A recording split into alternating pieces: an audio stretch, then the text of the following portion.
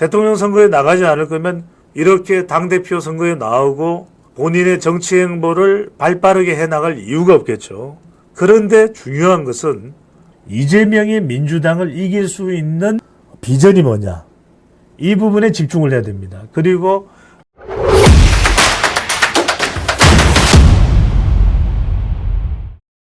우리가 잘못 생각하면 안 되는 것이 한동훈 대표는 대선에 나갈 가능성이 거의 90% 이상 된다고 봐야 되겠죠. 대통령 선거에 나가지 않을 거면 이렇게 당대표 선거에 나오고 본인의 정치 행보를 발빠르게 해나갈 이유가 없겠죠. 자, 그런데 중요한 것은 내년 그러면 9월 달에는 나가야 돼요. 대선 1년 6개월 전에는 나가야 되는 것이 당헌 당규입니다. 자, 국민의힘이 이 당헌 당규를 바꾸기는 어려워요. 왜? 당헌 당규를 바꾸면 민주당의 이재명과 이재명 강성 지지층하고 똑같이 돼요. 왜? 이재명 한 사람을 위해서 민주당은 당헌 당규를 바꿔서 대선이고 뭐고 대선이고 나발이고 계속해서 당대표를 할 수 있도록 아예 만들어버렸어요. 그러면 그런 민주당과 차별화가 안 되겠죠. 그런 민주당을 향해서 이재명 일당 체제다. 일극 체제다. 심지어는 북한하고 비슷하다. 심지어는 소련 공산주의하고 비슷하다. 이렇게 비난을 퍼부었던 국민의힘에서 그걸 바꿀 수는 없는 거예요. 그리고 그걸 바꾸면은 한동훈도 꼼수를 부리는 게 되죠. 그러면 사실상 한동훈의 당대표 임기는 1년이에요. 어차피 1년입니다. 그러니까 몇몇 사람들이 뭐 3개월이다. 그 다음에 뭐 김옥균 프로젝트다. 근데 이걸 반드시 여러분들 아셔야 됩니다. 한동훈이 좋든 싫든 한동훈을 당대표로 62.8%가 당원들과 지지층이 뽑아줬다는 것은 한동훈 대표를 중심으로 해서 똘똘 뭉쳐서 헤쳐나가라. 변화해 나가라. 대통령도 잘되게 만들어라. 최상병, 김건희 여사 문제도 해결해라. 통합해라. 이재명을 이겨라. 이 메시지예요. 이 메시지를 잊어서는 안 되고 거부해서도 안 됩니다. 그러면 1년 동안 중요한데 저는 이 말씀을 드립니다. 한동훈 대표가요. 성급해서는 안 됩니다.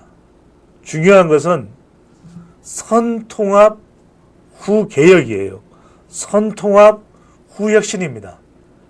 가족이 돼야 가족 구성원의 변화가 있는 것에 대해서 이해를 합니다. 먼저 가족이 되지 않으면요. 원수가 됩니다. 6개월 동안은 한동훈 대표가 철저하게 명심해야 되는 것은 하나의 용광로가 돼야 돼요. 그래서 당직 인사도 탕평 인사를 해서 오히려 당 내에서 마치 아군이 아니라 적군 같았던 사람들을 내 편으로 만들어야 돼요. 한 번 두드려서 안 돌아서면 2번 두드리고 3번 두드리고 10번 두드리고 100번 두드리고 1000번 두드리고 10,000번 두드려야 돼요. 그게 정치입니다. 그 정치를 한동훈 대표가 할 줄 알아야 됩니다. 아무리 한동훈 여러 가지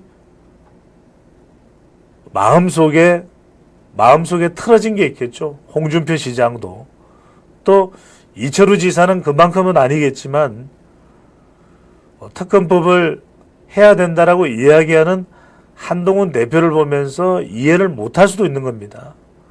또 여전히 마치 개혁의 대상처럼 친윤을 윤핵관들을 몰아붙이는 것에 대해서 반발도 해요.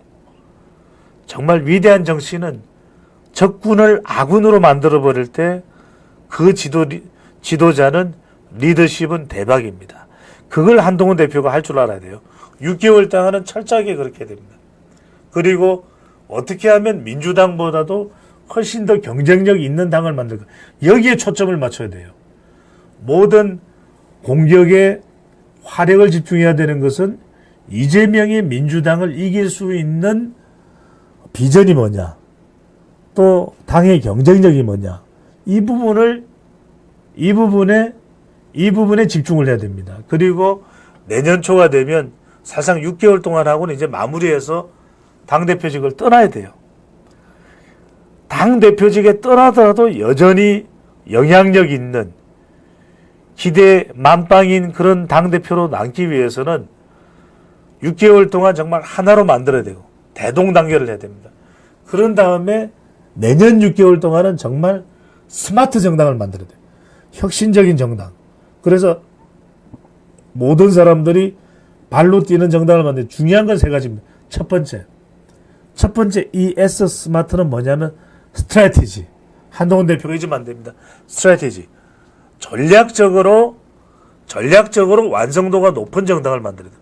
원래 당은요, 만나서 잡담 나누고 이런 데가 아니에요. 정말 똑똑한 사람들 쫙 모아서 정말 당의 여의도 연구원 이런 거 가지고 뭐 여의도 전략연구원을 해야 돼요.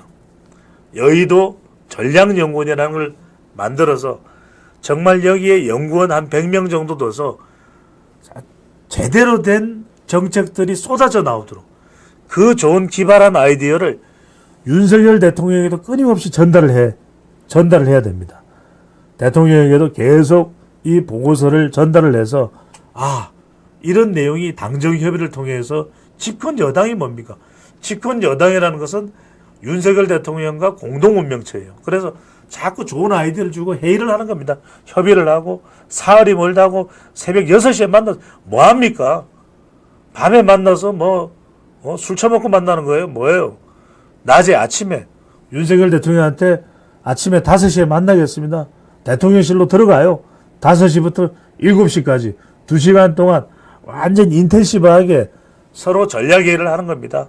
이 의정 갈등을 어떻게 풀 거냐, 그 다음에 노동개혁을 어떻게 할 거냐, 연금개혁을 어떻게 할 거냐, 교육개혁을 어떻게 할 거냐, 대한민국의 서울공대 같은, 의대가 아니라 서울공대 같은 카이스트 10개씩, 공대 10개씩 정도가 되도록 만들자.